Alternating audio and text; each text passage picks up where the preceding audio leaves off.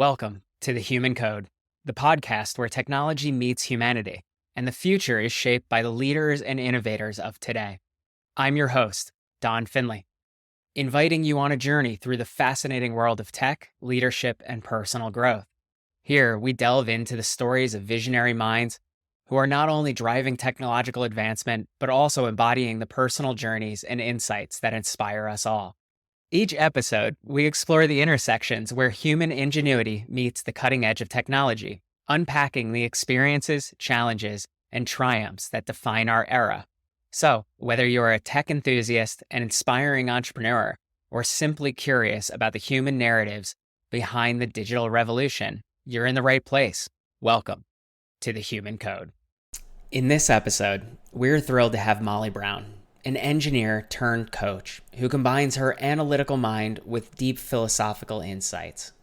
Molly's unique journey from taking apart machines as a child to serving as an intelligence analyst in the U.S. Army and eventually becoming an expert in reprogramming the human mind provides a fascinating backdrop for our discussion. Today, Molly and I will share how understanding and reprogramming the mind can transform your life and help you achieve your highest dreams. The critical role of self-awareness and critical thinking in personal and professional growth. The exciting potential of integrating AI with human potential to overcome biases and enhance decision-making. Join us as we delve into these thought-provoking topics with Molly Brown. This episode is packed with insights that will inspire you to rethink how you approach your own mind and the technology around you. You won't want to miss it. I'm here with a friend of mine, Molly Brown. Molly has an interesting background, a career that has transitioned into a new career, a deep philosophical mind that combines that with the engineering mindset as well, and a curiosity about what humanity brings to the table and how we're actually playing in this reality that we're playing today. And along those lines, Molly, I just want to thank you for being here. And really, to kick it off, would love to hear a bit about your story of how you got to be the Molly Brown of today and really interested in having this conversation on humanity and technology. Yeah, sure. I wasn't aiming to necessarily be here on as meeting people online on a podcast as a life coach. I wasn't aiming really for any of these things. And one starting point I could choose to look at would be back during my career as an engineer, just in normal root cause investigations, like very standard engineering procedure of a root cause investigation. I did tons of them on hardware, and there's a pattern on how they would all go. And so as an engineer, and a generally curious, relentlessly curious person, just keep pulling that thread. And so from my perspective, the work I'm doing now as a life coach is along the thread that I started pulling as an engineer on aerospace hardware. And it kind of goes along, the hardware is broken. It's part of a system. How is the system treating the hardware? All right, the system is driven by software. How is the software instructing the system to run such that it's breaking the hardware? And then we look into the software and say the software is a coded representation of our understanding of reality so that we can imitate reality in tests and to design something to run within reality. So if the software is such that the system is driving the hardware such that it is broken, somewhere in the software, in the requirement for the software, in our understanding of reality, we have misunderstood reality. And so pulling all the way from this broken hardware to being like, now what is our misconception as engineers and technical people about the technical environment where this airplane is that is wrong, such that our designs based off of that are breaking. And that kind of led into the business, and the industry at the time had this hypothesis of data-driven decision-making and designing for the real world applications using more data to inform it. And I bought it hook, line, and sinker. It makes total sense to me. If we have more data, better data, enough data, and the word enough now as a life coach, the word enough sends tons of red flags for me. But back at the time, it made total sense. We just need enough data to make these decisions. And it's, yeah, cool. So then we go out and do a data project. And I was at a great place in the company. I had a great boss who gave me like a sandbox, and like me and a little small team of people got to go play in that sandbox and go get a bunch of data and start putting it together in a low code, no code way so that engineers could interface with it. And then we got to go on this little dog and pony show around the company with different engineers and technical teams with the high profile kind of problems and say, like, literally for decades, careers, people have been begging for this amount of data, thinking we will make different decisions with it. It will solve our problems. It will lead us. The data will show us a story. It will lead us to a different place. We'll find in it reality, truth, all of these things. And what I saw over and over happen over and over again is people argued to support all the data they anticipated and expected to find, and argued against any data that they didn't expect to find. Basically, the data that is what you don't know, that would solve that problem of changing our understanding of reality so that we're not breaking parts in the software and the system and everything.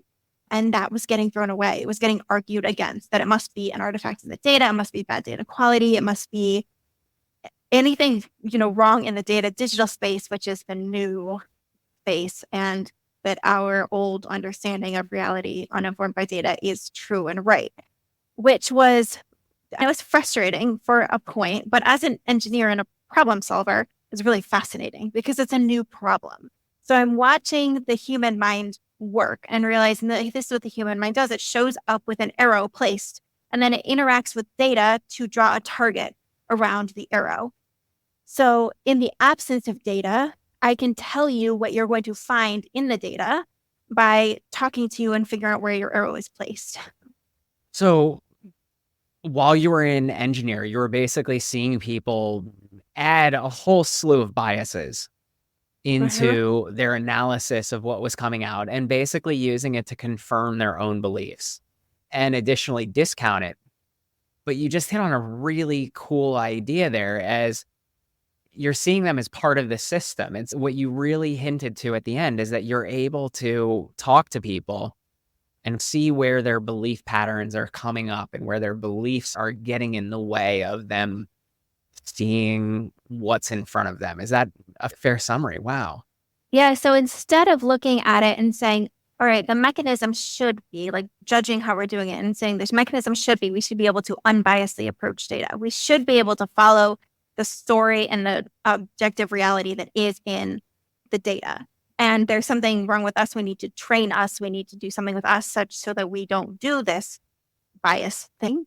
And instead recognizing this is how the system works. So how do I work within the way that the natural system of the brain, I don't know, I'll use mind and brain interchangeably. I have tons of feelings about that, but that's neither here nor there. So how the brain works of this drawing the target around the arrow with and collecting data based off of your bias, instead of saying, I need to go fix this person who is biased, say, how do I help this person design the correct bias so that when I let them loose in the data or out in the real world where we're collecting data passively all the time, they will then find the path that they need, the data, the tools, the resources are clustered around the arrow that they actually want to be holding on to. And so it's to become aware of our biases, to become aware of the assumptions that we're approaching things. And it's technical or non-technical. It really doesn't matter. So if you're as an engineer, we're approaching technical problems thinking like,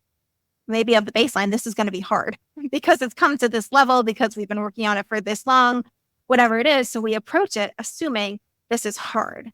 And so any easy solutions we're then blind to by our own mechanism of how the mind works.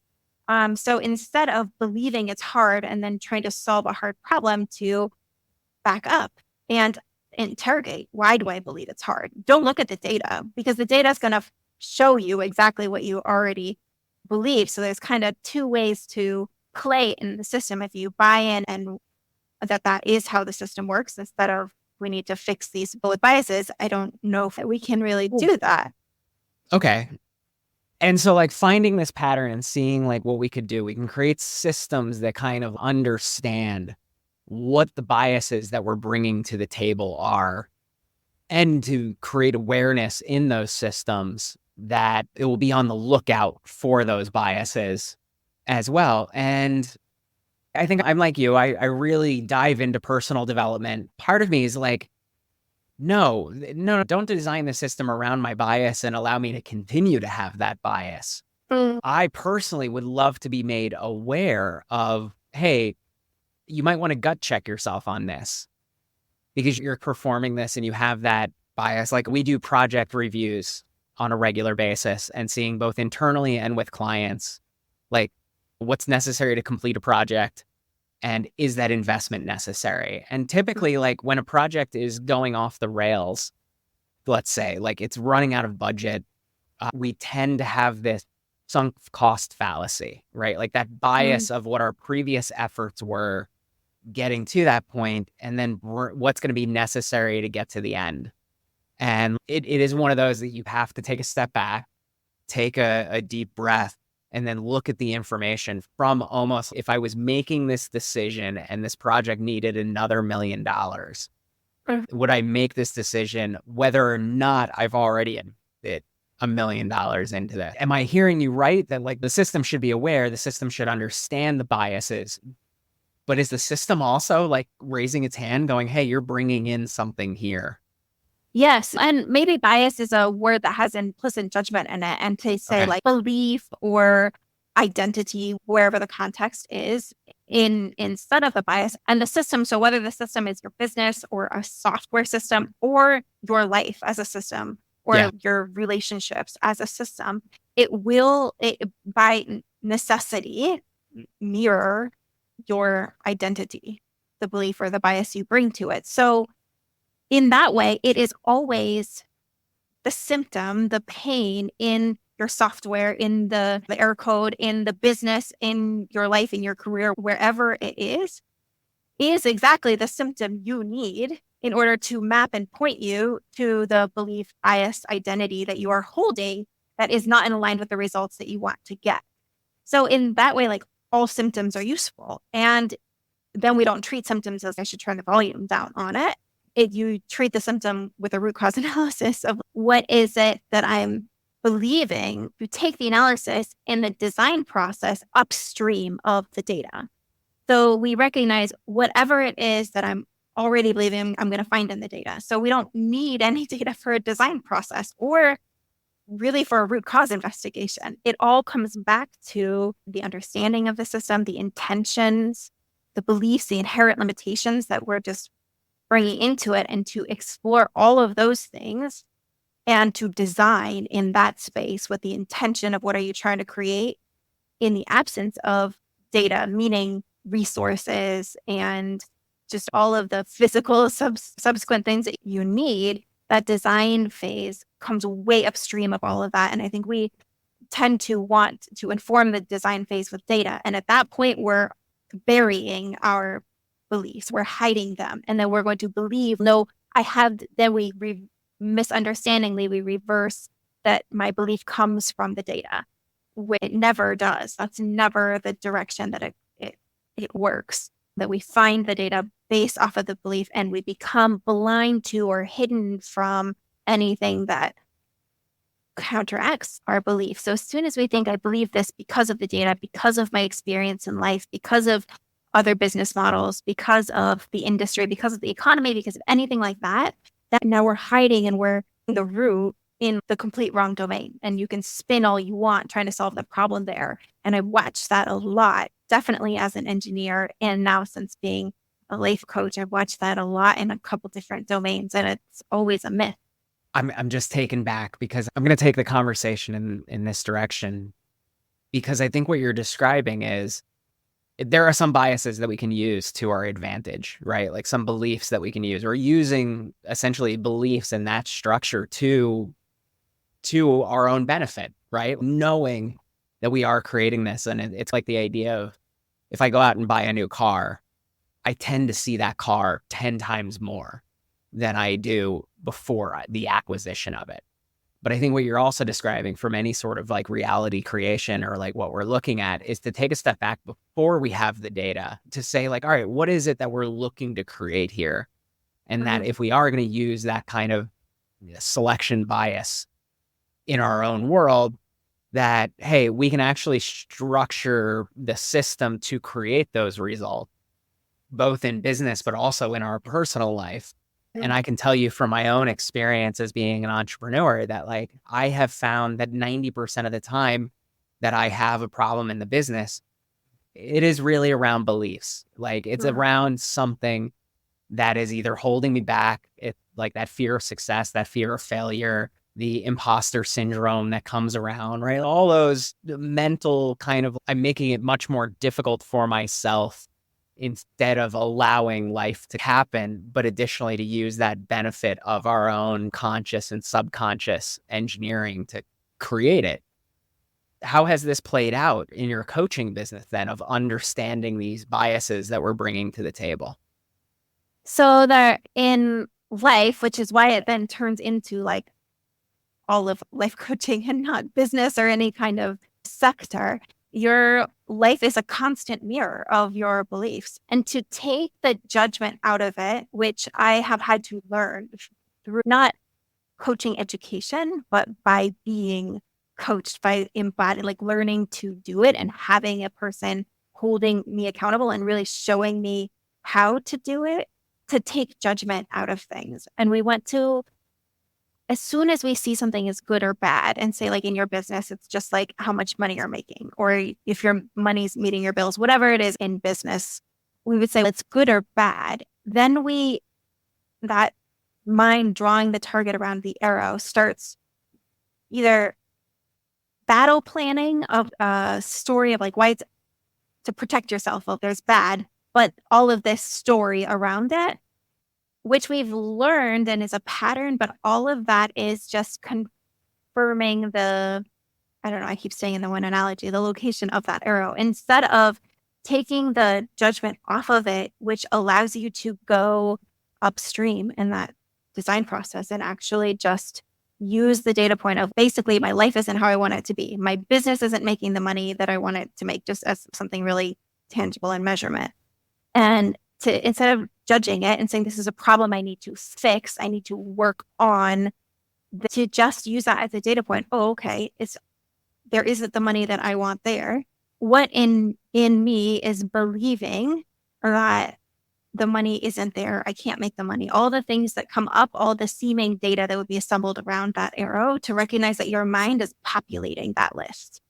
And so of falling for the source of that list is all the places that it came from, realize your mind is populating that list and go there to look at, to be solving the problem. What is it? What story? What is it in your mind that supplies these data points and is really connected to the story around where this arrow is? And when we can dissolve that story, usually by recognizing, well, always by recognizing, it has nothing to do with space and time, like right now in space and time, that the story already existed.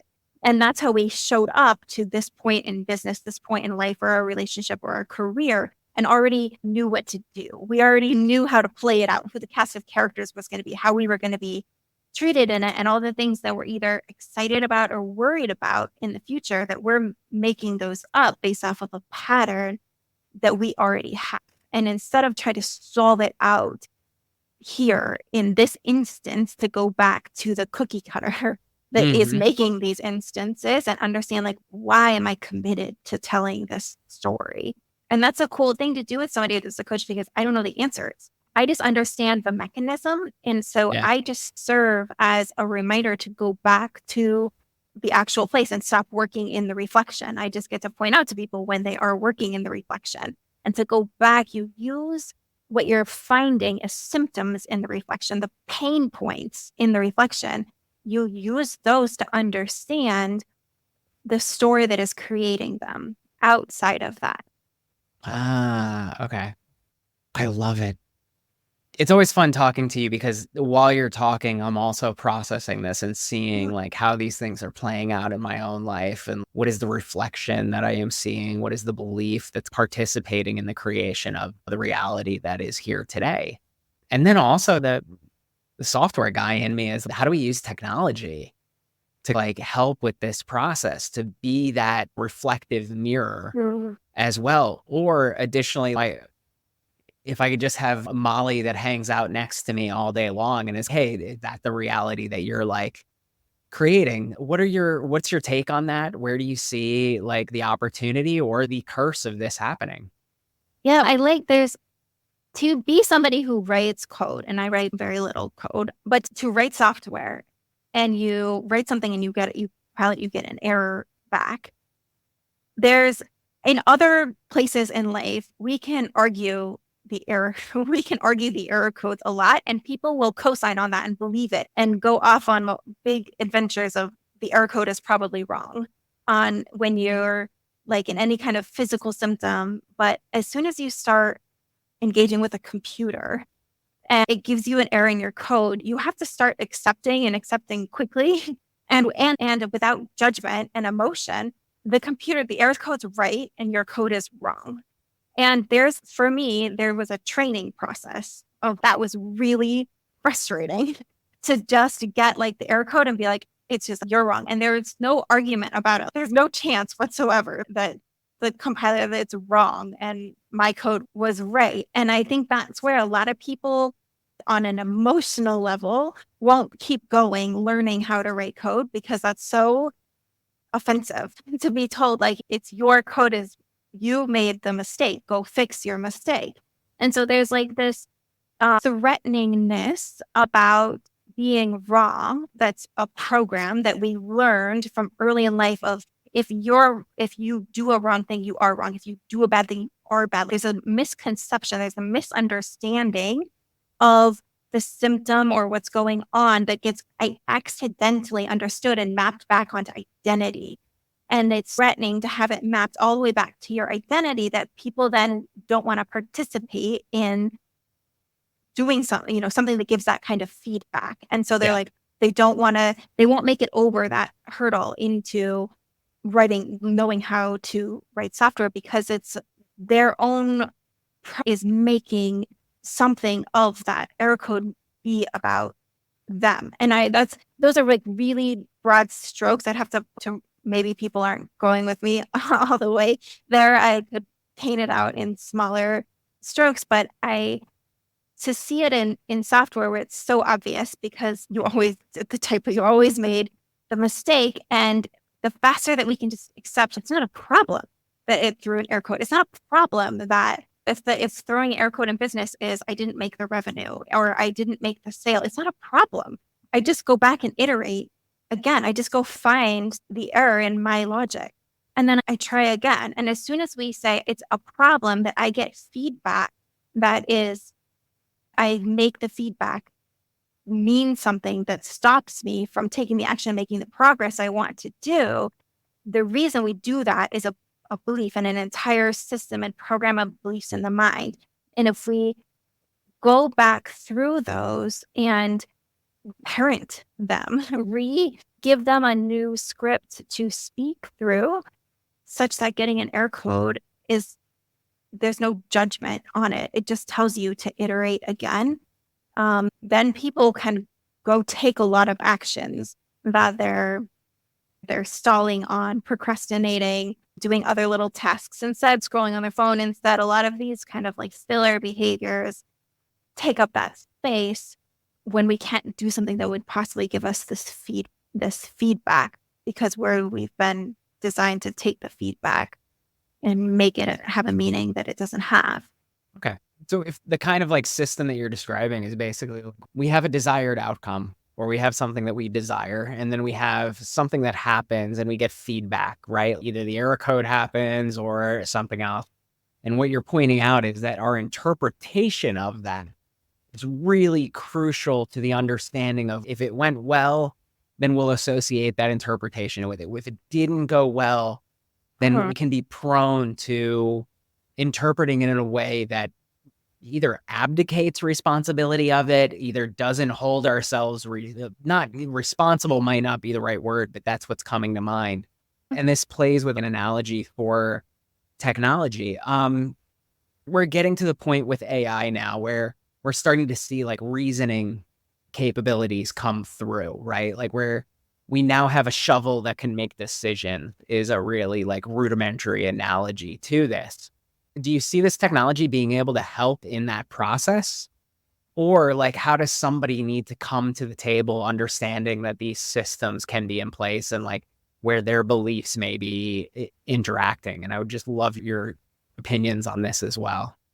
Yeah. So the superpower that AI has that we don't, or that is the absence of that judgment. It can fail over and over and over again without telling a story about it, without making it mean something. Now, most of us struggle with that. We can fail maybe once, maybe not once. But if we failed, if we iterated something 1,000 times in a row, there's not a lot of Edisons that stick with it until they get to the thing. We usually make it into a story and start making it mean things. Yeah. And then we follow off on what do these things mean and loop around. So to help us keep pace with that is to just recognize that's what it's doing. It's allowing itself to fail without telling a story. And if we can practice noticing when we're failing and telling a story and just get rid of the story and allow the failure to happen, we will get to grow the kind of the same way and get the things that we're watching AI have, which I think is what we're watching when we watch little kids learn to walk or something. They fall down, they don't make it mean anything into a story. And so they have this rapid growth of things that AI can have this rapid understanding and growth and change in things. And they get old enough to learn how to tell a story. And then it's this maturation process where we think, oh, growth slows down and maybe it's neurological and maybe it has to do with stem cells and maybe it has to do with this. And also maybe it just has to do with we're making things out of failure. And if we stop doing that, we could go back to a steeper growth slope. I don't think that was really answering the question on where could the AI technology go.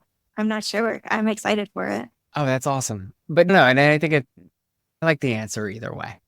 Mike, the question then is, as we look at how this technology is coming into our workplaces, it's in our homes. And even just a couple of years ago, like the technology was very fit for purpose. Like it solved a use case. It did it hopefully well. Like for the most part, Netflix recommends movies that I like to watch, right? Like it does that well. Amazon, absolutely fantastic at finding products that I would like to buy, right? Like these kind of recommendation engines, and then also some bit of predictive capabilities have been really well for that use case. Now we're starting to see LLMs like ChatGPT and some other ones come into our workspace. They can aid us in getting our work done. I actually use an LLM on my laptop that I have trained to be Carl Jung, and it provides some bit of like therapy for me as well, right? Like I can tell it things that I wouldn't want to be on the internet, like capability, but also just like work through that space. For anybody that's like coming into the workforce or really taking a step back and saying, hey, what is this technology? And also the work that you're doing, what would you recommend them to maybe offer up a rubric of, hey, here's how to take a look at this opportunity and check where your own beliefs are in this system? Because there are people out there who are basically like the doomsday. And then there's also the accelerationists that are saying, hey, let's move as fast as possible. Stuff's going to break, but we're going. How could people actually walk themselves through your process or your understanding of like how to apply either AI in their lives or understand where they're sitting with that? Yeah, if I were to like make an AI to do what I do, or help me back to do what I do on myself, be like our normal program functions or goes with the assumption of there's something happening in my life. How do I solve it? How do I change it into something different? How do I work on the problem out there? And if instead we make the assumption something is showing up in my life, and then had the thing start asking us questions back saying, now make the assumption, instead of making the assumption something has gone wrong on the outside or good on the outside, whatever. And I now have to respond to it, react to it, instead the assumption that I originated. This is a reflection somehow of me. And to start lobbing questions, which would be journaling prompts, things to think about on your run, whatever it is, like long prompts of like, how did you create this? Even if as a tangible example, I had my car auto insurance due, and I was just like lost track of, every 6 months it's like due, and it's not a big deal. But this time it seemed like I was like, it comes out of nowhere. And how did I, with my spreadsheets and all my tracking and all my stuff, like how would it something surprise me? And instead of writing it off and being like, not a problem, you just pay the car insurance and move on. It's like just a curious, pulling individual, being like, how is it? Like, how could you lose track of something like that? This is Yeah. a recurring thing. And so to get curious about it and start asking questions around it, and know that it has nothing to do with this instance and space and time of what's going on, but I am interested in what kind of pattern in me, what was causing me to be blind to or turn away from a series of things such that leads to something seemingly popping up unknown in my life. And for me, I have a life coach to help me ask those questions. And I buy into the hypothesis that I caused this somehow reflecting back to me, something going on, some kind of mental ball I've dropped that had nothing to do with this, but I do want to know what that was. And so she helps me with a bunch of questions on what did you make this mean about you? Did you make it mean, I'm unorganized, I can't handle money, I like, it is unfair, like whatever stories come out of it, what am I making it mean? Because then I basically created an instance for me to tell a story of victimhood, a story of inadequacy, of not worthiness, not good enoughness, whatever it is. And then there it is, we're finding that's my payoff, right? That's what I really wanted. I really just created an opportunity for me to run this part of my identity.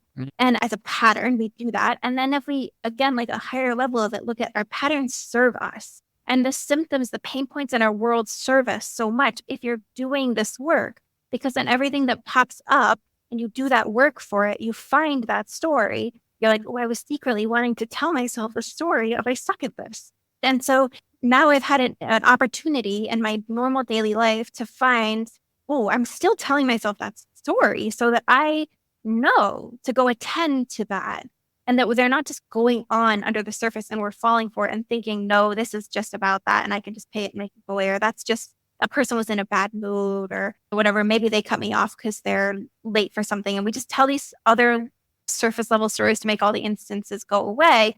Instead, the AI have the thing engage in the opposite model, which is everything in your life is pointing you back to, what do you believe? What story are you trying to tell right now? What misconception about you as an infinitely powerful being are you believing into such that you're experiencing these things in life? And then that would just wouldn't fall for your life the way we fall for our life. Oh, that's so cool. I think that's a great reflection, is to come back to, hey, I'm noticing this. What is it that the belief that I hold that is having me notice it in this way is really incredible. I got to say, I really appreciate you taking the time to talk to us today. I know that anybody can reach you at mindset-engineering.com. Is there any other links that you'd like to offer up to anybody? That's the one. I'm on LinkedIn as the Mindset Engineer. And that's pretty much it for socials for me. I love it. But I really appreciate you having me on and having this conversation with me. Yeah, not a problem. Definitely hits home and absolutely love what you're bringing to the table. So everybody, we have Molly Brown here today and mindset-engineering.com. Thank you for tuning into The Human Code, sponsored by Findustries, where we harness AI to elevate your business. By improving operational efficiency and accelerating growth, we turn opportunities into reality. Let Findustries be your guide to AI mastery, making success inevitable. Explore how at findustries.co.